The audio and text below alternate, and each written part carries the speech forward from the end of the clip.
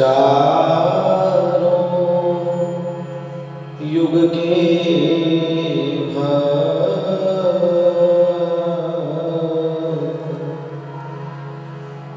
सब मिल कृपा कीजियो,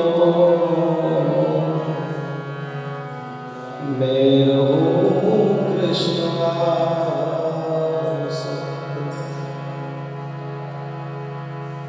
मन मेरा विचलित न हो, वृथा श्वास न जाए, हरि सुमिरूं ध्याऊं हरि, वंदौ मन बचकाय। संत संग दीजे प्रभु,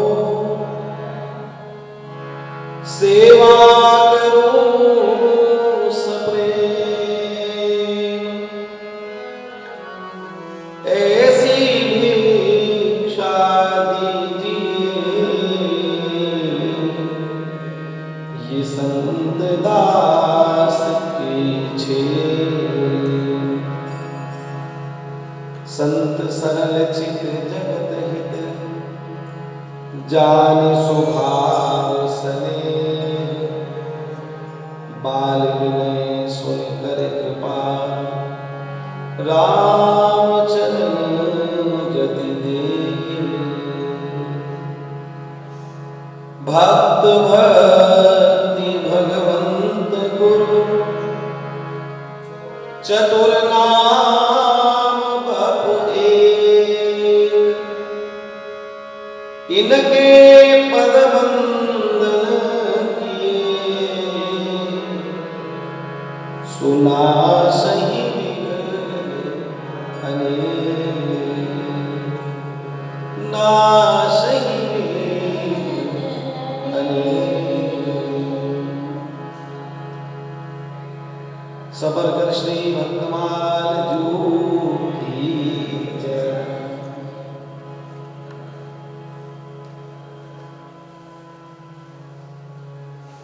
परम करुणामय श्री ठाकुर जी और इनकी आह्लादनी शक्ति श्री राधा रानी की कृपा करुणा से हम सबको शारदीय नवरात्र के पावन अवसर पर अपनी वाणी को, अपने समय को और अपने जितने भी साधन है उनका सदुपयोग और उनको कृतार्थ करने, उनके सौभाग्य के लिए हम सबको ये सुंदर अवसर प्राप्त हो रहा है।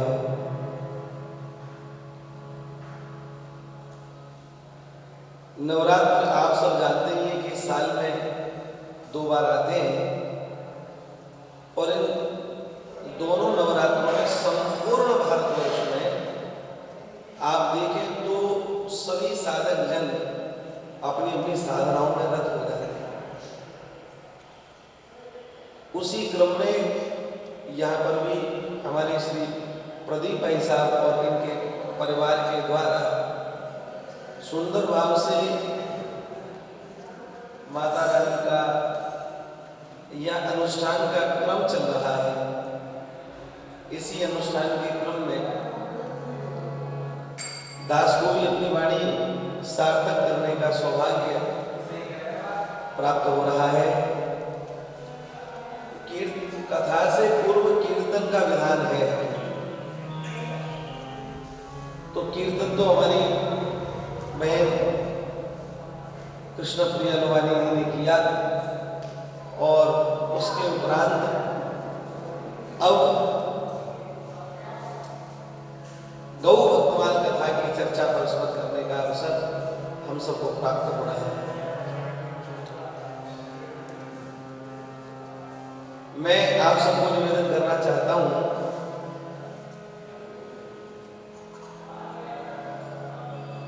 हमारे परम पूज्य श्री महाराज जी कहते हैं कि जब द्रवय दीन दयाल राघव तो साधु संगत पाइए और जही दर्श परस समाग मालिक पाप रास नसाइए। जब भगवान बड़ी कृपा करते हैं अर्थात हृदय से द्रवित हो जाते हैं, तब कहीं जाकर के संतों का सानिध्य, संतों की वाणी सुनने को प्राप्त होती है और उसके द्वारा जीवन में ऐसा दुख परिवर्तन आता है कि महाराज जी जो वास्तव में जीवन शैली जो होनी चाहिए, जो अब तक नहीं बनी, वह जीवन शैली बन जाती है। अच्छा, भोजन का समय हो गया सर, तो 9 बजे के लिए तो लगता है प्रसाद। अच्छा कोई बात नहीं, जैसे भगवत इच्छा। तो दास निवेदन करना चाह रहा है कि हम सबको जो सौभाग्य मिला इसमें भगवान की मंगलमयी कृपा करुणा का ही अनुभव हम सबको करना चाहिए। हमने भाई साहब से कहा कि भाई साहब 4 या 5 दिन का सत्संग रख लें, आनंद रहेगा। तो भाई साहब बोले नहीं, 9 दिन पूरा सत्संग होना चाहिए। तो कार्यक्रम का समय निर्धारित किया, बोले 7:30 बजे से और 9 बजे तक रखेंगे। तो आज प्रथम दिन है, प्रथम दिन में तो थोड़ी सी व्यवस्थाओं को समझने में समय लगता है और फिर धीमे धीमे वो क्रम में आ जाती है। तो यही क्रम 9 दिन तक भगवती की कृपा से चलेगा। तो हम लोग भी उसमें सब गोता लगाएं, सब डुबकी लगाएं, प्रयास करें तो आनंद रहेगा। श्री भक्तमाल जी का आनंद श्री ठाकुर जी की प्रसन्नता का विषय है। पंडित जी,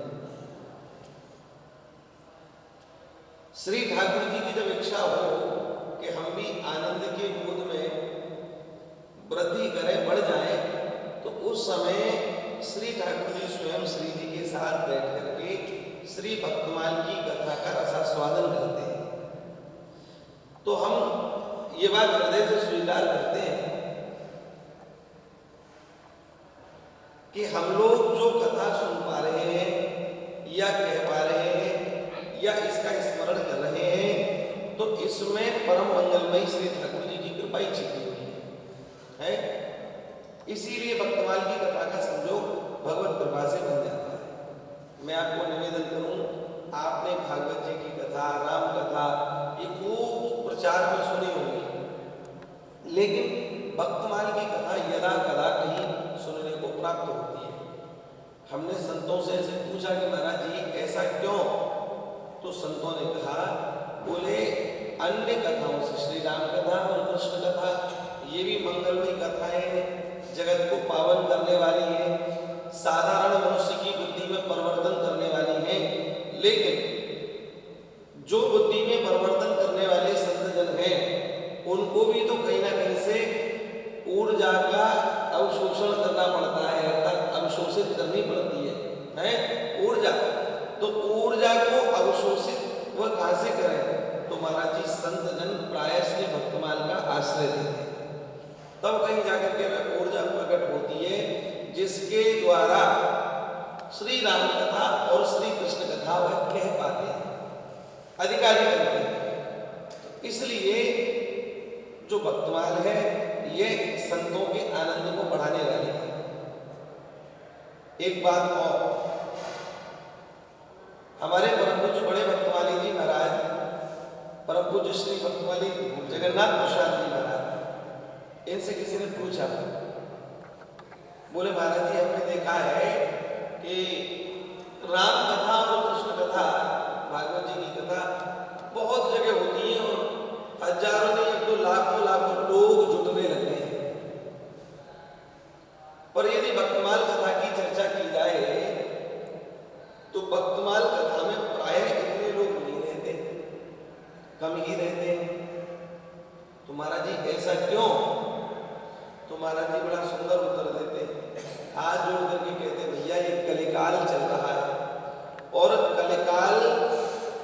महिमा ऐसी है कि नाम महाराज भी चक्रवर्ती हैं और कलयुग भी चक्रवर्ती है। इसलिए जिस दिन भक्तमाल की कथा में भीड़ होने लग जाए तो उसी दिन इस कलयुग को बिस्तर गोल करना पड़ेगा। बिस्तर गोल करने का तात्पर्य आप जानते ही हैं कि कलयुग को छोड़ करके भागना पड़ेगा, सतयुग बन जाएगा, सतयुग। इसलिए श्री ठाकुर जी कम जनों को, और देखो जनरल कंपार्टमेंट में जाओ और एक जाओ ट्रेन के एसी फर्स्ट क्लास में, तो जनरल कंपार्टमेंट में तो भीड़ बहुत अधिक मिलेगी। और महाराज जी आप अगर जाओ एसी में तो वहाँ चुनिंदा लोग होते हैं, तो अगर कम लोग, देखो मोबाइलों को बिल्कुल बंद रखो, हमारे थोड़ा सा ना हम डूब नहीं पाते रहे। अभी तो हमको कुछ श्रोता ऐसे चाहिए होते हैं जो वास्तव में प्रेमी हो, कोई इधर जाके कोई उधर जाके, तो इससे हमारा बस नहीं बनता। हम ये चाहते हैं कि डूब करके कोई इधर उधर आग भी लग रही हो तो भी ना देखे, है ना, मोबाइल की घंटियां ना बजे। इसमें श्री हेमंतरी जी बहुत बढ़िया बात कहते हैं, बोले भाई पहले गद्दी पे बैठने से पहले कह देते हैं, बोले कथा का समय प्रारंभ हो गया 3 बजे और 7 बजे तक कथा चलेगी, तो जिसको भी बीच में कोई काम हो तो पहले ही कोई आगे से बैठ के पीछे चला जाए, आगे वही लोग बैठे जो पूरा 3 या 4 घंटा कथा सुने, अन्यथा सब चले पीछे की ओर बैठे। कारण क्या है? हमें समय पास नहीं करना, हमें समय का सदुपयोग करना, आनंद लेना है, डूबना है इसमें। और महाराज जी डूबने के लिए आप समझ सकते हैं कि एकांत की आवश्यकता होती है। जैसे जल है ना, जल, अगर जल उथल पुथल हो रहा है जल में, तो महाराज जी नीचे की वस्तु दिखाई नहीं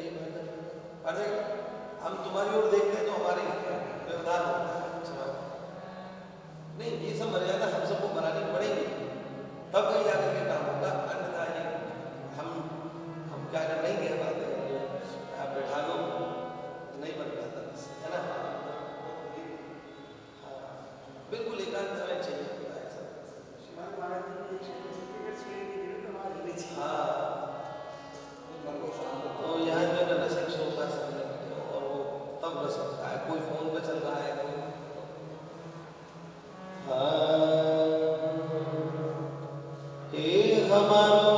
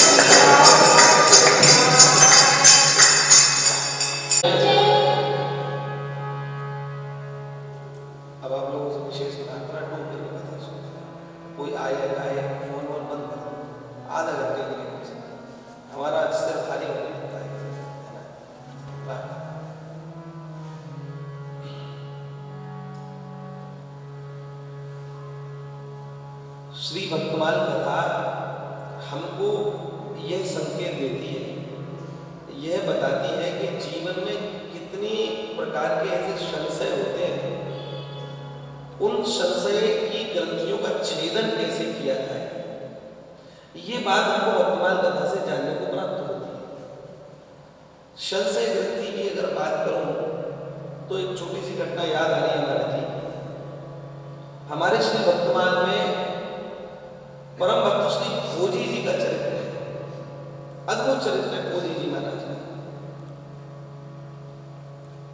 इनका नाम तो कुछ और था, लेकिन बाद में नाम इनका खोजी हुआ।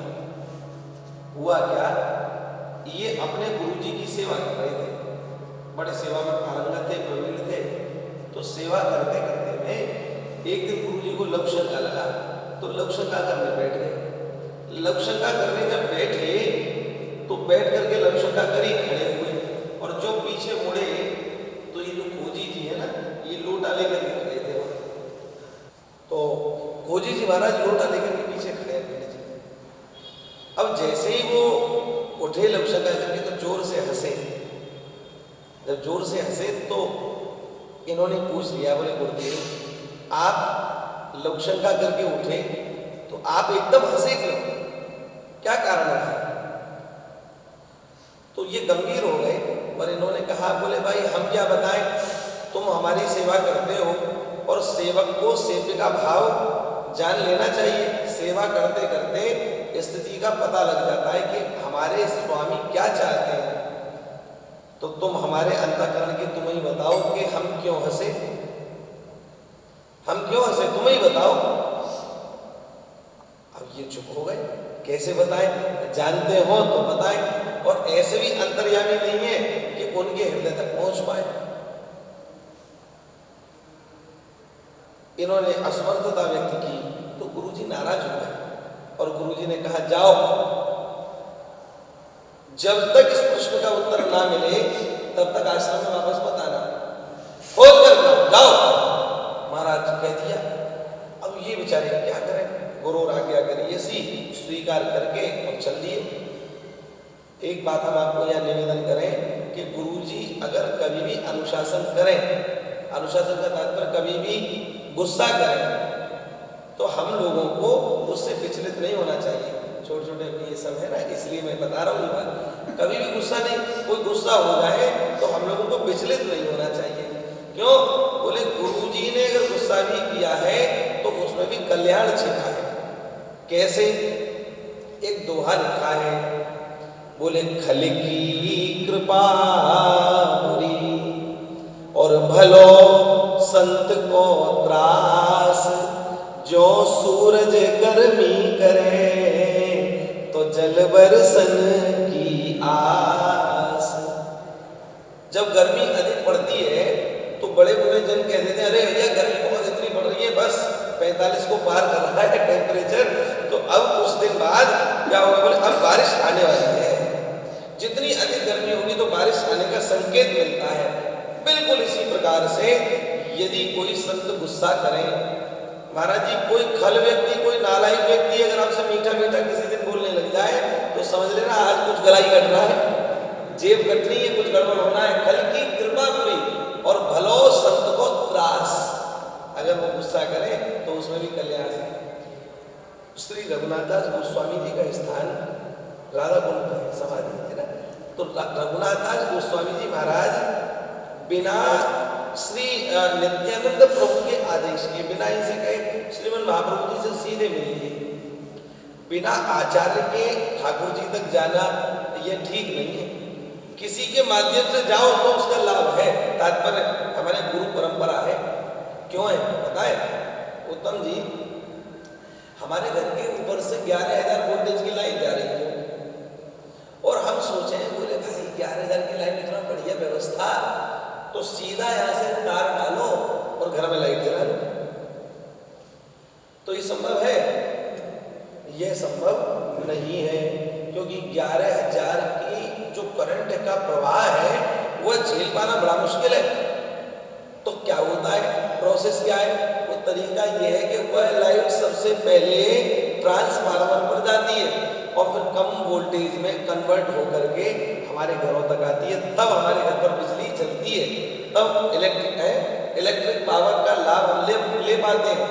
बिल्कुल इसी प्रकार से ये संत जो है ना साहब, ये जो ठाकुर जी है ना, ये 11,000 वोल्टेज की लाइन है और ये जो ट्रांसफार्मर है यही संत है। और महाराज जी हम तो साधारण आदमी, हम तो चाहते हैं कि वह ज्योति का लाभ हम भी ले पाए। तो संत भगवान ठाकुर जी जो कोटि सूर्य समप्रभ है, करोड़ों सूर्यों का प्रकाश जिनमें विद्यमान है, वह श्री ठाकुर जी का तेज संत लोग कृपा पूर्वक सहन करते हैं और हाथ जोड़ के विनती करते हैं, नाथ ये जीव आपके योग्य नहीं है, आप तो कोटि सूर्य, आपकी अनंत महिमा है, आपको कौन पा सकता, पर हे नाथ आप हम जैसे बन जाइए। तो श्री ठाकुर जी कृपा पूर्वक हम जैसे बन जाते हैं और हमारे नामा के कर पय पियो, नाम दे अनंत जो निराकार है, जो अनील है, वो क्यों यहाँ पर आते हैं? अगर ऐसा नहीं करते तो महाराज जी नामदेव जी के हाथ से दूध कौन पीता, केवट के से चरण कौन धुलवाता, मां सती के झूठे पैर कौन खाता? महाराज सो केवल भक्तन हित लागे।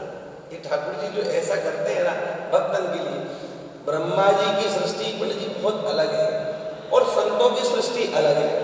ब्रह्मा जी की सृष्टि में तो विधि निषेध है, पर महाराज जी संतों की सृष्टि में तो विधि है, निषेध है ही नहीं। जो किसी के भाग्य में ना लिखा हुआ भी पूर्ण हो जाता है। इसीलिए संतों का आदर, संतों की महिमा का गान इतना कीजिए कि कभी कभी तो देवताओं की महिमा भी फीकी पड़ जाती है। देवता भी समय के अनुसार अनुकूल और प्रतिकूल फल देने वाले हैं, लेकिन संत तो सदैव अनुकूल ही फल देते हैं, अनुकूल सदैव। इसलिए संतों की महिमा का यह वर्णन है। हम ये कहना चाह रहे थे कि नित्यानंद प्रभु को छोड़ करके और वह सीधे श्रीमन महाप्रभु जी से मिले, तो जब नित्यानंद प्रभु इनको रघुनाथदास गोस्वामी जी को मिले तो नाराज हुए और कहा, अच्छा तू मेरे बिना और मेरे धन को चुराना चाहता है? मेरा धन?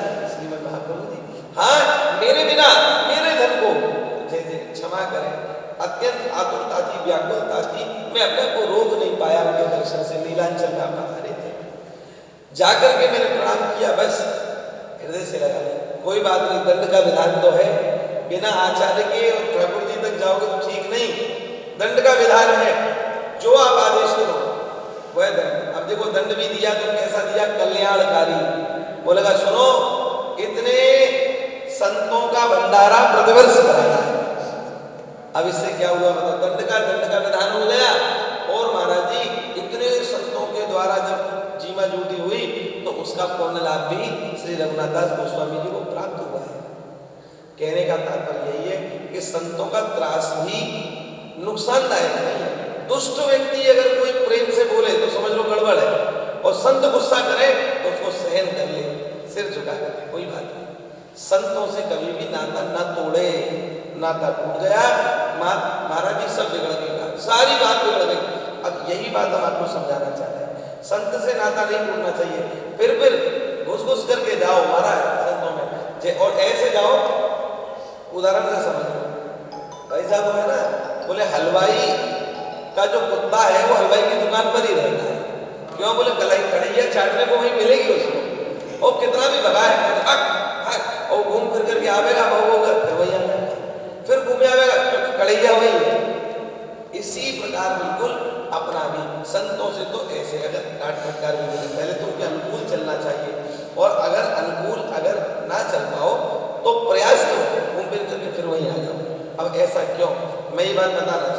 समीक्षण, सुनो मोबाइल को छोड़ दो ध्यान से। जो किनका चरित्र है? खोजी जी, हाँ खोजी जी। तुम लोग नहीं सुधरने वाले हमें सुधरना पड़ेगा, क्या करें। खोजी जी, बैठ जाओ भैया, बैठ जाओ, बाहर जाके बात करो। खोजी जी, तो महाराज जी वो खोजी जी जो है, अब उनको गुरुजी के प्रश्न का उत्तर नहीं मिला कि गुरुजी लघुशंका करने बैठे और जब खड़े हुए तो हंसे। अब महाराज जी गुरुजी ने बाहर भी निकाल दिया तो सबसे पूछने लगे, इनसे पूछे महाराज, ये कह नहीं ऐसे नहीं बता कि पहले सेवा करो हमारी, तो क्यों सेवा करते संतों की 7 दिन 8 दिन 10 दिन 15 दिन 1 महीना रुक करके, और जब सेवा करते करते जब वो संत प्रसन्न हो जाते तो पूछते तुमने भैया बड़ी सेवा करी, निष्काम भाव से पूछो क्या चाहते हो। तो हाथ जोड़ के कहते महाराज जी एक प्रश्न का उत्तर आपसे हमें चाहिए। क्या प्रश्न है? बोले महाराज जी प्रश्न ये है कि हमारे गुरुजी लघुशंका करने बैठे और वह उठे और उठ करके हंसने लगे। महाराज जी वो क्यों हंसे आप बताओ। अब बड़े बड़े संत खोपड़ी में खुजली आ जाती है उनके, और वो कहते हैं बोले भाई गीता का प्रश्न पूछो, भागवत जी का पूछो, अन्य अन्य सभी ग्रंथों का पूछो, बोले तुम्हारा प्रश्न ही बड़ा अटपटा है। गुरुजी लघुशंका करके उठे और हंसे। अब बात सोचिए बड़ा समस्या की बात। तो ऐसा करते करते बहुत लंबा समय व्यतीत गया और उस लंबे समय के साथ में वह इस बात को समझ नहीं पाए कि आखिर में कहा। तो एक दिन मन में ऐसा भान हुआ कि अब तो जब गुरुजी रखेंगे नहीं हमको और बिना गुरुजी के जीना ही क्या है, इसलिए अब मरना ठीक है। उत्तर मिल नहीं रहा, 2 साल 3 साल भटकते हुए हो गए और गुरुजी रखेंगे नहीं तो इसलिए शरीर को छोड़ देना ही ठीक है। महाराज जी इन्होंने ऐसा ही किया। गंगा जी में कूदने वाले थे काशी में, उसी समय पीछे से किसी ने हाथ पकड़ लिया और हाथ पकड़ के कहा बोले भैया डूबो मत, तुमको बहुत कार्य करने, तुम्हारे प्रश्नों का उत्तर मैं दूंगा। बोले जय जय आप कौन है, आप अपना परिचय दीजिए। तो बड़े प्रेम से परिचय दिया, बोले मैं ही कबीरदास। कबीरदास जी साष्टांग प्रणाम किया, कबीरदास जी कुटिया में लेके। जबकि देखो एक बात है भाई साहब कि शरीर उस समय नहीं था, उस समय तक शरीर शांत हो चुका था, लेकिन फिर भी कृपा करने के लिए कबीरदास जी पधारे, हाथ जोड़ करके कहा बोले जैसे आप ठीक समझे आप उत्तर दें। तो कुटिया में ले गए और ले करके बैठा करके कहा, ध्यान से सुने इसका उत्तर बड़ा सुंदर है। उन्होंने कहा देखो जब गुरुजी लघुशंका करने बैठे तो लघुशंका की धार में जिस पेड़ के नीचे वह बैठे थे उसके नीचे तमाम छाल, उसी वृक्ष की छाल वह बहने लगी, उसी के तिनके वह बहने लगे, उसी के सूखे पत्ते वह बहने लगे। और महाराज जी जो सूखे सूखे फल अब तक जो वहाँ लगे थे और जब नीचे आकर के सूखे वह भी बहने लगे। तो गुरुजी ये बात सोच करके हंसे के देखो कैसी स्थिति है, जब तक ये सब पेड़ से जुड़े हुए थे तो शोभायमान लग रहे थे और जैसी पेड़ से संबंध टूटा महाराज मलमूत्र में बहना पड़ रहा है। इसका तात्पर्य सीधा है, बोले जब तक कोई जीव भगवान से जुड़ा हुआ है तब तक वह शोभायमान है और जैसे भगवान से संबंध टूटता है तो महाराज जी जो मलमूत्र के भंड में या गर्भ में आना ये मलमूत्र में बहना ही है। भीतर क्या उल्टा लटक करके मलमूत्र खाने को मिल रहा है। तो ये वही स्थिति है, भगवान से विमुख जीव की ये स्थिति होती है। और जो भगवान का निज सेवक है वह तो तांबूल और बीड़ी का भोग लेकर के थाली लेकर के महाराज सदैव नित्य निकुंज में खड़ा ही रहता है। तो कहने का तात्पर्य है कि प्रश्न का उत्तर किसने दिया? श्री खोजी जी, कबीरदास जी ने। और महाराज जी देखो गजब की बात, ऐसा सिद्ध कर दिया इनको भी, ऐसा कि बोले अब कोई भी प्रश्न होगा तो तुम उसका उत्तर स्वतः ही खोज लोगे, कुछ करने की जरूरत ही नहीं है। गजब की बात, इनके गुरुजी उन्होंने आश्रम में घंटी लटका रखी थी, घंटा उत्तम जी घंटा लटका रखा था। और किस लिए लटका रखा था? भाव ये था, गुरुजी ने पहले कह दी चेलाओं से, बोले देखो भाई जब हम शरीर छोड़ेंगे मरेंगे तो हमारी सदगति का प्रमाण ये घंटा है। जैसे घंटा बज जाए तो समझ लेना कि हमारा ठाकुर जी से मिलन हो गया। ये जीवात्मा परमात्मा का अंश है। तो महाराज जी परमात्मा का अंश और जीवात्मा तो जैसे दोनों मिल गए तो आनंद हो गया। तो उन्होंने प्रमाण स्वरूप घंटा टांग दिया। संजोग से फौजी जी कहीं चले गए थे और कहीं यात्रा पर थे, इतने बीच में इनके गुरु जी का शरीर छूट गया। अब जब शरीर छूटा तो महाराज जी बड़ा विचित्र खेल, घंटा बजाई नहीं। अब तो चेलाओं में हाहाकार मच गया, कलवली मच गई, लोगों ने कानाफूसी शुरू कर दी। कुछ तो बढ़िया चेला थे जो वास्तव में गुरु जी की महिमा से परिचित थे, वह तो समझ गए बोले कोई गुरु जी की लीला है इसमें, हमको गुरु जी के प्रति दुर्भाव नहीं रखना चाहिए। पर जो कच्चे चेला थे वो कानाफूसी करने लगे, देखो है हमसे बहुत डांटते थे, हमको ऐसा मत करते थे, अब पता चल गई नहीं चल गई है, देख लो कोई घंटा ही नहीं मिला, अरे गुरु जी ऐसे ही थे हमारे, अरे फालतू ऐसा ही था। ये कच्चे चेलाओं की स्थिति होती है, समझ रहे ना। तो पक्के चेला कभी भी गुरु जी की स्थिति में कोई कमी देखते ही नहीं। भक्तमाल में तो ऐसे ऐसे प्रसंग है भैया जी जहां पर लिखा है कि चेलाओं की वजह से गुरु का कल्याण है, गुरु पतन की ओर पहुंच गए। एक गुरु जी वेश्याकामी हो गए भैया जी, वो लिखा है भक्तमाल में प्रसंग में। तो और शिष्य देख रहा है, लेकिन गजब की बात शिष्य पर भी सेवा नहीं छोड़ी उसने। तो शिष्य की इतनी स्थिति हो गई कि सेवा करते करते उसके प्राण जाने लगे। तो देवदूत उसको लेने आए, बोले विमान में बैठो और चलो। बोले विमान किस लिए? बोले इसलिए क्योंकि तुम गुरु जी की सेवा कर रहे हो अपने, और गुरु जी की सेवा तुमने सच्चे भाव से करी है तो गुरु जी को तो निश्चित रूप से नरक मिलेगा, क्योंकि गुरु जी की स्थिति तो ऐसी है। लेकिन तुमको तो चूंकि तुमने अपना कर्तव्य का पालन किया है इसलिए तुमको स्वर्ग मिलेगा, चलो। इन्होंने हाथ जोड़ दिया, बोले ना, जिन गुरु जी की सेवा से मुझे तुम विमान के समेत लेने आए हो तो उन गुरु जी को मैं कैसे छोड़ सकता हूँ? बोले ना, उनके बिना। देवदूत भगवान के पास गए, बोले प्रभु वो तो कह रहा है कि गुरु जी को साथ में लाओ तब आऊंगा। और गुरु तो महाराज आप स्थिति देख ही रहे। तो इन्होंने कहा बोले कुछ भी हो जाए भाई, जो चेला कहे वही स्वीकार करो। ठाकुर जी कहे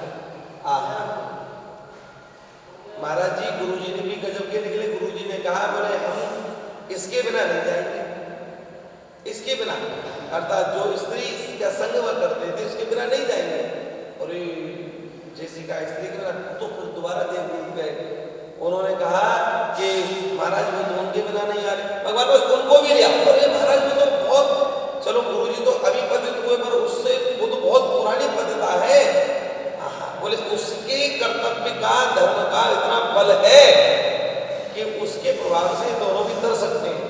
महाराज जी वेश्या से कहा बोले तुम चलो, ये बोली ना, ये गांव वालों से मेरी जीविका चलती है, मैं इन गांव वालों के बिना नहीं जाऊंगी।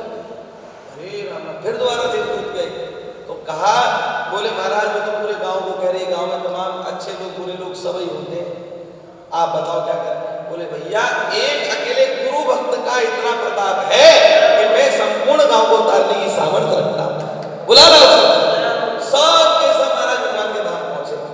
कहने का तात्पर्य क्या है कि गुरु जी की सेवा, कभी कभी गुरु जी में दोष दिखाई दे तो उसको दोष न माने, उनकी लीला ही माने, है ना। जैसे भगवान शंकर का सानिध्य पाकर के मां सती के मन में फिर भी संशय हो गया, नहीं ये कौन राम जी हैं जो पत्नी के लिए भटक रहे हैं? सत्संग कौन कर रहा है? कोई साधारण का सत्संग नहीं सुनती। शंकर जी वैष्णव नाम यथा संभव, उनका सत्संग सुनने के बावजूद भी मन में संशय ग्रंथि बन गई। तो उस समय श्री शंकर जी कह रहे हैं बोले होई नहीं सोई जो राम रच राखा, होकर तरक बढ़ाई शाखा। शंकर जी तो परम विद्वान है, सब जानते हैं, घटघटवासी हैं, अंतर्यामी हैं। महाराज जी ये शंकर भगवान सब जानते हैं, इसलिए इन्होंने सोच लिया मेरे कहने के बावजूद भी सती जी नहीं रुक रही। इसका तात्पर्य क्या है? बोले भगवान किसी लीला का विस्तार करना चाहते हैं, विस्तार करना चाहते हैं, इसीलिए उन्हें तो ये तो अरे कौन अजीब नहीं समझे, ये नहीं समझ रही। और हुआ भी वही महाराज, ये 9 देवियों का अवतार होना था तो लीला ऐसी अद्भुत घटित हुई। कहने का हमारा तात्पर्य आप सीधा सा समझिएगा कि सत्संग की हमको बहुत अधिक आवश्यकता है ना। और ये सब संतों की कृपा से ही हम सबको प्राप्त हो सकता है। इसीलिए भक्तमाल का आस्वादन जरूर करें। तो तो गुरु भक्ति का पता चलता है कि गुरु भक्ति कैसे करनी चाहिए। और नहीं तो चेला तो ऐसे महाराज जी गुरु को नौकर समझते हैं, हमने पैसा अधिक दिए तो गुरु जी हमारे इशारों पर नाचे, ऐसा समझते हैं। लेकिन ये सर्वथा अनुचित है। गुरु कल्याण नहीं करता। स्वामी जी कहते थे, भैया जी गुरु कल्याण नहीं करते। कौन कल्याण करता है? बोले गुरु भक्ति कल्याण करती है। गुरु जी कल्याण नहीं करते, गुरु भक्ति कल्याण करती है। तो हमारा कहना यही है कि गुरु जी की सेवा में महाराज लगे रहे। तो कुछ चेला ऐसे होते हैं जो गुरु जी को कभी कोई गड़बड़ मानते हैं, पर गड़बड़ नहीं मानना चाहिए। खोजी जी के साथ यहाँ पर भी यही हुआ कि उनके गुरुभाई गुरु जी को ऐसे मानने लगे, अरे बोले, पर कच्चे थे वो चेला। 2 महीने के बाद खोजी जी घूमते हुए वापस आए। जब वापस आए तो उनको सूचना मिली, महाराज गुरु जी तो पधार गए। गुरु जी पधार गए, अरे क्या हुआ फिर तुम लोग इतने रोष में कैसे? अरे महाराज ये घंटा जो बजा करके गए थे, ये घंटा नहीं बजा और लगता है कि गुरु जी का कल्याण नहीं हुआ। ये जितने भी चेला हैं सब एक दूसरे चर्चा कर रहे हैं, बोले गुरु जी हमारे भगवान के धाम तक नहीं पहुंचे। तो गुरु जी का क्या हुआ? खोजी जी आपने तो गुरु जी के हृदय की बात को खोज लिया, अब आप ही बताओ कि गुरु जी कहाँ गए हमारे? तो खोजी जी ने कहा, बोले गुरु जी जब शरीर शांत हुआ तो कहाँ लेटे थे? बोले महाराज यहाँ लेटे थे। बताया तो देखा खोजी जी जैसे गुरु जी लेटे थे वैसे लेट गए स्वयं। अब जब लेटे तो दृष्टि एकदम सामने पड़ी, आम का पेड़ था, आम के पेड़ के नीचे शरीर शांत हुआ, एकदम ऊपर की ओर देखा तो क्या देख रहे हैं? पका हुआ आम लटक रहा है। खोजी जी ने कहा, बोले आम तोड़ करके लाओ गुरु भाइयों। गुरु भाई गए और आम तोड़ करके लाए। जैसे आम तोड़ करके लाए, बोले अमनिया करो इसे, इसको अमनिया करो। महाराज अमनिया जैसे किया तो उस आम में से एक कीड़ा निकला और देखते ही देखते वो कीड़ा गायब हो गया। और जैसे कीड़ा गायब हुआ तो महाराज जी ऊपर घंटा टन टन टन टन टन टन टन टन टन महाराज बज गया। और तो सबके सब चलने लगे, अरे गुरु जी का महाराज गुरु जी भगवत धाम पहुंच गए, ठाकुर जी से मिलन हो गया, आनंद हो गया, नाचने लगे। पर रहस्य बन गया। खोजी जी से पूछा, खोजी जी हम सब भी तो उनके चेला हैं पर हम खोज नहीं पाए, आपने क्या खोज करी कि गुरु जी कीड़ा निकला और फिर घंटा बज गया? ये समझ में नहीं आई। तो खोजी ने सबके प्रश्नों का उत्तर देते हुए बताया, बोले देखो गुरु जी जब यहाँ लेटे थे, उनका अंतिम श्वास चल रहा था, तो उनके चित्त में ऐसी भावना बनी कि आहा ऋतुफल, देखो कच्चा आम है, ये पकेगा तो ठाकुर जी को भोग लगाऊंगा। ऋतुफल पहला ठाकुर जी को भोग लगाना चाहिए, कोई भी आए तो भोग लगाऊंगा। पर जैसे वो सोच रहे थे कि भोग लगाऊंगा, भोग की भावना कर रहे थे, उसी समय इनका शरीर छूट गया। ये तो पहुंचे भगवान के धाम और भगवान वहां से नीचे आ गए। उन्होंने कहा भक्ति की भावना, राम सदा सेवक रुचि राखी, वेद पुराण साधु सुर साखी। वेद पुराण शास्त्र ये सब साक्षी दे रहे हैं। क्या दे रहे हैं? राम सदा सेवक रुचि राखी, भगवान सदैव भक्ति की रुचि रखते हैं, ये वेद पुराण शास्त्र कह रहे हैं। वही भावना यहाँ पर भी प्रकट हो रही है। भगवान ऊपर से आए और आकर के कहाँ बैठ गए? बोले उस आम में बैठ गए और आम को धीरे धीरे पाने लगे, क्योंकि भक्त मुझे यही तो पवाना चाहता था। और पाने लगे, वो महाराज धीमे धीमे करके पकने लगा। और 2 महीने के बाद उस आम पर नजर सीधी किसकी पड़ गई? खोजी जी की। खोजी जी ने जब निकलवाया और जो काटा, बोले वाह अब तो यमनिया हो गए, अब तो क्या जो हमको पाना था वो पा लिए। तो कीड़ा रूप में जो भगवान विराज रहे थे वो महाराज अदृश्य हुए और पहुंचे अपने धाम। तो जैसे खोजी जी पहले पहुंच चुके थे वहां, और जैसे भगवान पहुंचे, भक्त भगवान का मिलन हो गया और घंटा बज गया। बोलो भक्तवत्सल भगवान ऐसे महाराज घंटा गया। तो कहने का तात्पर्य यहाँ ये है कि ये खोजी जी ने खोज लिया गुरु की कृपा से। सिद्धाई मिली किससे? गुरु जी की कृपा से। इसी प्रकार से हमको भी अगर कुछ बनना है, कुछ पाना है या उस ईश्वरीय तत्व का अनुभव करना है, तो उसके लिए हमको क्या करना पड़ेगा? गुरु जी का सानिध्य। और देखो गुरु जी की सेवा करनी पड़ेगी। सेवा करोगे तो मेवा मिलेगी, नहीं है तो। महाराज जी देखो कितने कितने भक्त ऐसे हुए जिन्होंने गुरु जी के बर्तन धो धो करके ही अब धाम पा लिया, अपना आनंद कर लिया। और महाराज जी कितने ऐसे रहे जिन्होंने गुरु जी की जूठन प्रसादी को पा कर हमारे नावाजी ने जूठन प्रसादी को पाया और पा करके महाराज उनका कल्याण हुआ। कहने का तात्पर्य यही है कि हम सबको भक्तमाल का आश्रय लेना चाहिए।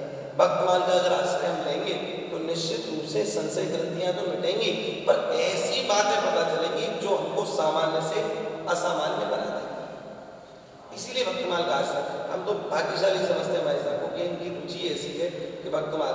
अच्छा चलिए, भक्तमाल तो ये। अब दूसरी बात हम इसमें और जुड़ जाती है, गौ भक्तमाल। गो भक्तमाल, इस बार हमारा मन था कि गो भक्तमाल की चर्चा करें। हम भाव से उसी से आए थे, पर वो प्रवेश करने में थोड़ा समय लग गया। गो भक्तमाल, गो माने देखो वैसे इंद्रियां, पंडित जी विराज रहे हैं, गो माने इंद्रियां होती हैं। इंद्रियां और भक्तमाल, इन दोनों को मिलाकर के गो भक्तमाल बनती है। पर ये गो क्या है? ये गो जो है गैया के लिए कहा गया है। यहाँ है गाय का प्रादुर्भाव कैसे हुआ, गाय कैसे प्रकट हुई, और गाय ने महाराज जी कैसे कैसे सृष्टि में सबका कल्याण किया, हम सबका पोषण कैसे किया। सीधी सी घटना है महाराज जी, ब्रह्मा जी ने जब संपूर्ण सृष्टि का निर्माण किया तो सबका निर्माण तो कर दिया। दक्ष प्रजापति से कहा, बोले आप ही सृष्टि का निर्माण करो। लग तो गए, लेकिन एक चिंता मन में व्याप्त हो गई, बोले इन सबका पोषण कैसे होगा, इनके पोषण की व्यवस्था कैसे होगी। तब विशेष रूप से ब्रह्मा जी ने उपासना करी है। किसने? ब्रह्मा जी ने, और बहुत तगड़ी उपासना करी, और ऐसी उपासना करी कि महाराज जी जो उनका तेज प्रकट हुआ अद्भुत, उस तेज के द्वारा गैया का निर्माण हुआ। एक कथा ऐसी आती है, बोलो की अलग है, कल बताएंगे, लेकिन आज उससे गाय का निर्माण हुआ, गाय प्रकट हुई, और महाराज जी गजब की बात हो गई। वही गाय, उसी गाय ने बड़े प्रेम से महाराज दूध दिया है, और उसी दूध की धार के द्वारा जब सबका धीमे धीमे पोषण होने लगा, तो तब आप सीधा सा यही माने कि वो जो गाय का निर्माण इस संपूर्ण सृष्टि के पोषण के लिए भगवान के द्वारा। तो वो अच्छा, एक बात तो, अब तो शारदीय नवरात्रि मनाई जाती है, लेकिन पुराने समय में जब वैष्णवीय परंपरा थी, शक्ति की उपासना भी होती थी, लेकिन जब वैष्णवीय परंपरा थी वहां पर गो नवरात्र भी मनाया जाता था। इसका संकेत भाई साहब आज हमको ग्रंथ में प्राप्त भी हुआ, कल हम इसकी चर्चा जरूर करेंगे। तो गो नवरात्र भी मनाने का विधान या लिखा हुआ है। पुराने समय में उसको गो नवरात्र ही कहते थे, और गैया की कैसी कैसी अनंत महिमा है वो सब इसमें लिखा हुआ है। गैया की सेवा का विधान क्या है, गैया प्रकट हुई तो क्या हुआ, गैया के द्वारा किन किन लोगों को लाभ हुआ, गाय के दान से क्या लाभ है, संपूर्ण तीर्थ किस प्रकार से इसमें महाराज जी ने कहा 68 करोड़ तीर्थ पूरे ब्रह्मांड में व्याप्त हैं, वो संपूर्ण गैया में विराजमान है। महाराज जी 33 करोड़ देवता सब गैया के श्रीअंग में विराजमान है, पर वो कैसे कैसे लाभ देते हैं ये सब हम लोग आगे जानेंगे। लेकिन मुख्य बात यही है कि श्री भक्तमाल का जो ग्रंथ है ये साधारण ग्रंथ नहीं है भैया, ये ऐसा अद्भुत ग्रंथ है कि अभी कुछ दिन पहले मैं इस ग्रंथ का जब दर्शन कर रहा तो ठाकुर जी ने प्रेरणा करी। मैंने देखा, मैंने कहा जो भक्तों का जीवन है वो थोड़ा अद्भुत जीवन रहा है, और आज के लोग जो जीवन जी रहे हैं वो अलग जीवन है, यानी कि दोनों विपरीत दिशा में चल रहे हैं। संत कुछ कहते हैं और वह कुछ कहते हैं। तात्पर्य लोग तो भाई स्वार्थ और परमार्थ दो मार्ग है ना, तो सारा संसार स्वार्थ के मार्ग में चल रहा है, और यह संपूर्ण परमार्थी संत चल रहे हैं। परमार्थी, एक उदाहरण भाई साहब, एक छोटा सा उदाहरण, कबीरदास जी की घटना। कबीरदास जी का पुत्र आप जानती हैं जुलाहे थे तो कालीन बुनते थे, कालीन बुन करके उनको बेचते थे। एक दिन दुकान पर नहीं बैठे, कमाल को बैठाया, पुत्र कमाल से कहा, बोले पूरे दिन बैठो और जो भी कुछ बिके फिर बताना। तो बड़े प्रेम से कमाल बैठ गए। अब हुआ क्या, एक ग्राहक आया, जितनी भी गांठ बनी हुई रखी थी उन सभी गांठों को लेकर के जाने लगा। इन्होंने कहा, बोले भाई सब खरीदना चाहते हो? हाँ सब खरीदेंगे। अच्छा बहुत बढ़िया, ले जाओ। तो जैसे पैसा देने का जब नंबर आया तो महाराज जी पैसा में उसने सारे खोटे सिक्के दिए। कमाल ने देखा, अरे ये तो सिक्का चलता ही नहीं है भाई, ये क्यों दे रहे हो? तो वो सब पकाया, बोले मैं तो यही देता हूँ, बट ये नहीं चाहिए, भागो ना, कोई कंबल नहीं मिलेगा, लेकर के वापस कर दिया। अब शाम को कबीरदास जी आए। कबीरदास जी ने पूछा क्यों कमाल, क्या बिका? एक आध कालीन बिका। बोले पिताजी एक ग्राहक आया था और वो सारे कंबल लेकर के जा रहा था। कंबल लेकर के उसके बदले में वो खोटे सिक्के मुझे दे रहा था, इसलिए मैंने उसको लौटा दिया। कबीरदास जी ने सिर पकड़ा, कहा अरे भैया खोटे सिक्के दे रहा था, ले लेता और कंबल दे देता। तो कमाल ने आश्चर्य से पूछा, अरे पिताजी क्या कहते हो, है खोटा सिक्का कहीं चलेगा नहीं, आप जो सूत लाओगे, रुई लाओगे, वो कहां से लाओगे? कबीरदास जी की वाणी सुन करके कमाल ने जब बातें, कबीरदास जी मुस्कुराए और कहा कमाल आओ मैं तुम्हें कुछ दिखाता हूँ। तो पीछे आंगन में ले गए, वहाँ कच्ची मिट्टी को खोद करके, थोड़ी सी मिट्टी को खोद करके दिखाया। तो क्या दिखाया? उसमें तमाम सिक्के खोटे ही रखे थे, पड़े हुए दबे हुए थे। कबीरदास जी ने कहा कमाल ये हमारा बहुत पुराना ग्राहक है, मैंने सदैव इसको कंबल दिया और इसने भी मुझे सदैव खोटा सिक्का ही दिया।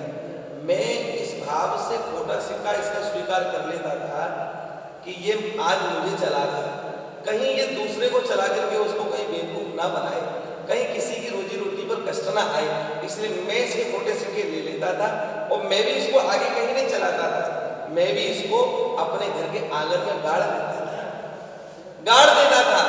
ऐसी अद्भुत स्थिति कमाल ने जब देखा सुना प्रणाम किया था, नहीं पिताजी आप साधारण, ये परमार्थ का रास्ता है। अब आप बताओ एक नोट भी अगर फटा हुआ आ जाए तो महाराज जी बड़ों का विवेक ठंडा पड़ जाता है, क्षमा करना है। और कोई साधारण सीधा आदमी वो देख रहा फटा नोट है, और जो आध्यात्मिक है, आध्यात्मिक वह नहीं जो हम जैसा वेशभूषा बना करके और दुपट्टा डाल करके बैठता है, जिसके जीवन में अध्यात्म है, जिसके जीवन में परमार्थ छिपा हुआ है, वह तात्पर्य यही कि महाराज जी वो खोटे सिक्के में ऐसी कितनी घटना है जहाँ हमको पता चलता है कि सामान्य जीवन लोगों का किस ओर जा रहा है और हमारा किस ओर जा रहा है। पुरानी घटना मैं आपको बता दूं, सिकंदर जो है ना महान, जिसको बोलते हैं लोग, वो भी दांतों तले उंगली चबा गए। महाराज जी एक पंचायत में जाकर के बैठ गया एक बार, तो पंचायत में पंचों के बीच में एक मुकदमा आया। उस मुकदमे में निर्णय हो रहा था। क्या कहा निर्णय, क्या झगड़ा क्या था पंडित जी, झगड़ा क्या था? आप ध्यान से सुनो एक बात, बड़ी सुंदर आपके लिए है ना। झगड़ा ये था कि एक पक्ष ने दूसरे पक्ष से एक जमीन खरीदी, पैसा तो जमीन खरीदी, जमीन जिसने खरीदी उसने उस पर खेती करना प्रारंभ किया। तो हल चलाते में संजोग से ठाकुर जी की इच्छा से उसको 4 घड़े जो गड़ा हुआ धन उसको प्राप्त हो गया। अब जब धन प्राप्त हुआ तो महाराज उसने देखा कि ये धन, अरे मैंने तो इसको 1 महीना पहले खरीदा है और ये धन मैं कहाँ लेकर के जाऊंगा, ये निश्चित रूप से मेरा नहीं है, ये तो जिससे मैंने खरीदा उसके पूर्वजों ने दबाया होगा, ये उसका ही है। तो वो 4 घड़े लेकर के उसके घर पहुंच गया। बोले भैया जो तुमसे मैंने खेत खरीदा था, मैंने खेत ही खरीदा था, तुम्हारा धन नहीं खरीदा था, उसमें धन निकला तो ये तुम्हारा है। दूसरे ने कहा दूर रख ना ना मेरे से छुलइयो मत। क्यों? अरे बोले भाई मैं 1 महीना पहले खेत बेच चुका, अब उसमें सोना निकले चाहे कोयला निकले वो सब तेरा ही है। वो कहता है कि नहीं ये तुम्हारा, और वो कहता नहीं ये तुम्हारा, ये तुम्हारा, ये तुम्हारा। ये तो सामान्य लोग पुराने भारत के हुआ करते थे, जिस समय भारत विश्व गुरु था। भारत आज भी विश्व गुरु पर सुसुप्ति अवस्था में पहुंच गया है। भक्तमाल की कथा होने लग जाए ना सब घर घर में, तो निश्चित रूप से पूरे भारत की विश्व गुरु का जो प्रकाश है ना व्याप्त हो जाएगा। अच्छा मैं जो बात कह रहा था पंडित जी, मैं यही कह रहा था कि जब मैं भक्तमाल का दर्शन करता हूँ तो मुझे ऐसा लगता है कि आज के समय में मुझे किताब लिखनी पड़ेगी और उसका नाम होगा उल्टे चलो। उल्टे चलो, जो दुनिया जहाँ चल रही है उसको मत चलो, उससे उल्टे चलो। हमारे यहाँ एक भजन गाया जाता है, अरे जागो कौन पावे पार, प्रेम नदिया की सदा उल्टी बहे धार। जागो कौन पावे पार, महाराज जी प्रेम नदिया की सदा उल्टी बहे धार। जो लोग परमार्थी हैं उनका जीवन अलग, जो लोग स्वार्थ में उनका उनका जीवन अलग। इसलिए स्वार्थ वाले लोगों के लिए किताब लिखी जाए, बोले भाई उल्टे चलो, और उल्टा चलोगे तो कहाँ परमानंद का मार्ग हमारे लिए प्रकट होगा। तो कहने का तात्पर्य यह है कि सिकंदर महान भी देख करके आश्चर्य में पड़ गया। बोले भाई कैसा मुकदमा है? वो कहता है इनको दो, वो कहता है इनको दो, पंचों भी परेशान हो किसको दें। फिर अंतिम निर्णय लिया गया, बोले दोनों ने स्वीकार कर लिया। बोले इस धन का प्रयोग गांव के विकास में कर दिया जाए, कुआं खुदवाई जाए, बावड़ी बनवाई जाए, और महाराज जी शिक्षालय विद्यालय जो जैसे चाहो इसका प्रयोग, पर गांव के कल्याण में लगे। दोनों में से किसी ने टका तक स्पर्श नहीं किया। ये जीवन जीने की कला हमको भक्तमाल से प्राप्त होती है। तो हमारा निवेदन ये है, हमारे भक्तमाली संतों ने लिखा है, बड़े भक्तिमान निस दिन गुणगान करें, और हरे जग पाप जाप हियो परिपूर्ण। कितने कितने बड़े भक्तिमान, बहुत भक्त हैं, विशेष भक्त हैं, निस दिन गुणगान करें। निस दिन, दिन और रात भगवान का नाम उच्चारण करते हैं, निस दिन गुणगान करें। बड़े भक्तिमान निस दिन गुणगान करें, इतना गुणगान, बोले हरे जग पाप जाप हियो परिपूर्ण है। हरे जग पाप, दुनिया के पाप उनको देख करके नष्ट हो जाते हैं, और महाराज जी हिया भरपूर रहता है। लेकिन महाराज शोभित तिलक भाल माल उर राजे के पे, और बिना भक्त माल भक्ति रूप अति दूर है। बिना भक्त, बड़े बढ़िया तिलक लगाते हैं, बड़ी बढ़िया सुंदर माला पहनते हैं, लेकिन महाराज जी इतना सब होने के बाद सारे संसार का पाप हर रहे हैं, पर फिर भी बिना भक्त माल भक्ति रूप अति दूर है। उनके लिए भी भक्तमाल आवश्यक बताई है, इसलिए सभी को भक्तमाल पढ़नी चाहिए।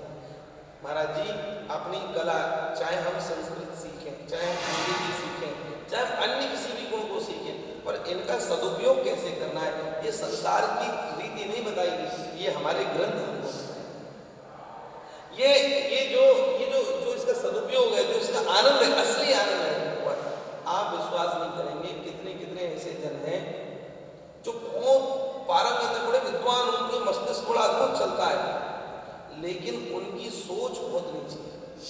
महाराज जी जैसे कोई चील है ना, बहुत ऊंचा होती है, बहुत ऊंचा, और इतनी सामर्थ्य है उसमें कि उसके नेत्र जमीन पर चलती हुई चींटी को भी देख लेते हैं, पर उसकी निगाह कहाँ रहती है, वो मांस के टुकड़ों को ढूंढती है। कहीं सड़ा हुआ मांस मिल जाए तो उसको। ऐसी बड़े बड़े विद्वानों की बुद्धि भी आज कहाँ लगी पड़ी है, धन कमाए, अगर पैसा कम मिल जाए 20 रुपया भी, तो महाराज हाय हाय करते हैं, हाय हाय, अरे ये ऐसा नहीं वैसा नहीं। इसीलिए ये सब समस्या पैदा हो गई। तो सबके लिए भक्तमाल आवश्यक है। ऊंचा उड़ तो लिए, पर ऊंचा उड़ करके श्री ठाकुर जी, गरुड़ जी की तरह से ठाकुर जी को हमें कंधे पर बिठाना है, अपनी पीठ पर बिठाना है। वह हमको भाव जो मिलेंगे वह इन ग्रंथों से मिलेंगे। तो इसलिए भक्तमाल की कथा सबको सुननी चाहिए। हम तो आपको क्या कहें, अच्छा खासा पढ़ा रहे थे कॉलेज में, भाई साहब जानते ही हैं, पर पढ़ाते पढ़ाते मन को संतुष्टि नहीं मिली। ऐसा लगा कि अपने ज्ञान का दुरुपयोग हो रहा है। जिन बच्चों को हम पढ़ा रहे हैं वह बच्चे तो हुक्का बार में जाकर के हुक्का पी रहे हैं, वह बच्चे तो, और उनके माता पिता भी कह रहे हैं नहीं हमारे बच्चे तो बिल्कुल सही कर रहे हैं। तो हमने कहा भाई ऐसी पढ़ाई इनको प्रणाम है, हम तो वो पढ़ाएंगे जिससे जीवन का सबका कल्याण हो।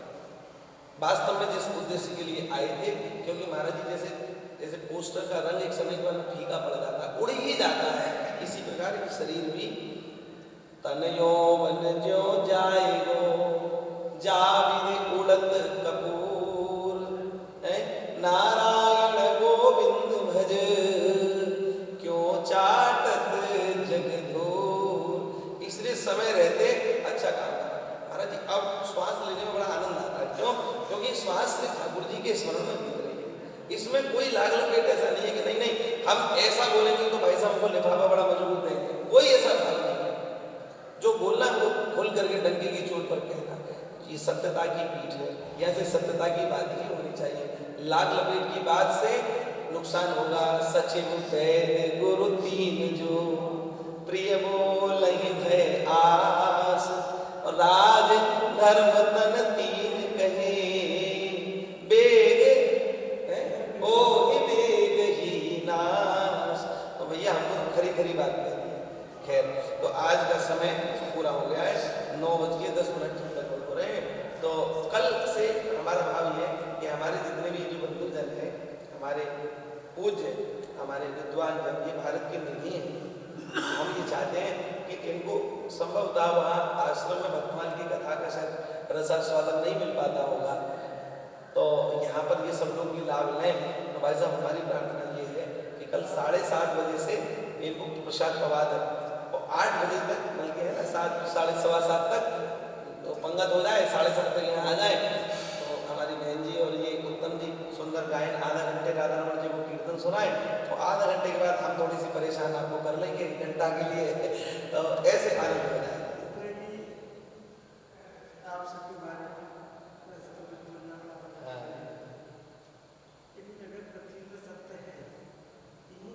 हाँ, बहुत सुंदर। कोई किसी किस्म का ना लोभ है, ना मोह है, ना कोई ऐसा है, हमें ये चाहिए। बहुत सुंदर। वो हमेशा कहते हैं कि जो गुरुदेव थे उसके पास महाराज क्या मतलब ये अपनी पावर दूसरा ना से काम होता है। हमारे ब्रजघाट से सभी पधारे हैं और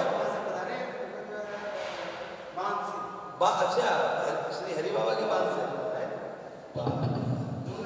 दोनों जगह से पधारे। आप तो ब्रजघाट से शायद पहले दर्शन हमने किया है आपका सबका, आप हमें जानते हैं नहीं? हाँ, तो आश्रम में हम लोग सब गए थे ब्रजघाट। काफी है। हाँ कुछ कुछ मूर्तियाँ जी जी। दोनों से मिलाकर वाह, तो कल आप सब लोग जरूर बैठे, ऐसी प्रार्थना। हमें अपनी बात कुछ कहने का अवसर हमने अपने गुरुजनों से सुना है और हमारा मन रहता है कि आप सब भारत की रीढ़ की हड्डी हैं और रीढ़ अगर कमजोर रह गई तो भारत को आने वाले समय में कौन इसको मार्गदर्शन कराएगा। इसलिए हमने जो अपने गुरुओं से प्राप्त किया वही आपको हम देना चाहते हैं, बताना चाहते हैं, और आप फिर आगे की पीढ़ियों को, मतलब हमारे भी बच्चों को, उनके भी बच्चों को आपके द्वारा वो चीज़ जाएगी तो सबको लाभ होगा। भारतवर्ष में धर्म की स्थापना सदैव रहेगी और अगर ये बात छूट गई तो महाराज जी बड़ा नुकसान होगा। हमें तो बड़ा सोच करके भी भय लगता है, क्योंकि आज के समय में अच्छे उच्चारण के और अच्छे व्यवहार और आचरण के भी ब्राह्मणों का मिलना बड़ा मुश्किल है। हमको आगे की पीढ़ी का लगता है कि हमारे बालक उनको अच्छे ब्राह्मण कैसे मिलेंगे जो हम जब मर जाएंगे तो हमारा श्राद्ध तर्पण भी ठीक से कर दें। क्षमा करना, ये हमारा कष्ट है हमारे हृदय का, क्योंकि आज की स्थिति हम देख रहे हैं कि 3-3 दिन में तो सब हो जाता है। जो भाई अब बेचारे का क्या स्थिति होती होगी, वही सब पितृ दोष के रूप में जीवन में आता है तो लोग कष्ट पाते हैं। तो हम ये चाहते हैं कि हमारी पीढ़ी को अच्छी चीज़ मिले, इसलिए आप सबको कल जरूर बैठना। जो भी भगवत कृपा से जो हमने संतों से गुरुजनों से सुना, ये बहुत बढ़िया। देखो एक दीपक है, दीपक के द्वारा दीपक जलाया गया। हमारे यहाँ लिखा है कि पारस में और संत में बहुत अंतर हो जान। क्या अंतर? पारस में और संत में। अरे पारस गजब की चीज है भाई। पारस को लोहा से, वह लोहा कंचन करे और वह करे आप समान, वे अपनी तरह कर देते हैं। कितनी गजब की बात है। पारस किसी से छुलेगा तो पारस नहीं बनेगा, उसको सोना ही करेगा। लेकिन गजब की बात यह है कि संत अपने जैसा कर देते हैं। तात्पर्य ये क्या, जैसे दीपक जल रहा है और यहाँ से दूसरे दीपक में जलाया तो बोलो कुछ 19-20 अग्नि रहेगी, वो अग्नि जो इसमें ज्योति है वही ज्योति स्तंभ उसमें रहेगा, वही ज्योति स्तंभ आप आगे कहेंगे तो उसमें होगा। वो हर जगह महाराज संपूर्ण विश्व में अंधेरा है और दीपक एक हो, पर महाराज जी दूसरा भी दीपक बन जाए, चाहे बुझा ही हुआ हो, तो वह तुरंत प्रज्वलित हो जाएगा स्पर्श पाकर। सारे संसार में करोड़ों करोड़ों दीपक जलने चाहिए, ऐसी हमारी भावना है। और आज की वाणी यही विश्राम। कल ठीक 7:30 बजे बहन जी प्रारंभ कर देंगे। हम 2-4-5 पहले प्रयास करेंगे आने का, अगर विलंब भी हो जाए तो है ना, आप प्रारंभ कर लीजिए ना, ऐसी प्रार्थना है। ठीक है भैया जी, कोई दिक्कत नहीं है ना? 7:30 से 8 और 8 से 9 1 घंटा, ठीक है ना? कोई दिक्कत तो नहीं है? हाँ, गोविंद हरे गोपाल हरे, जय जय प्रभु दीनदयाल हरे। गोविंद हरे गोपाल हरे, जय जय प्रभु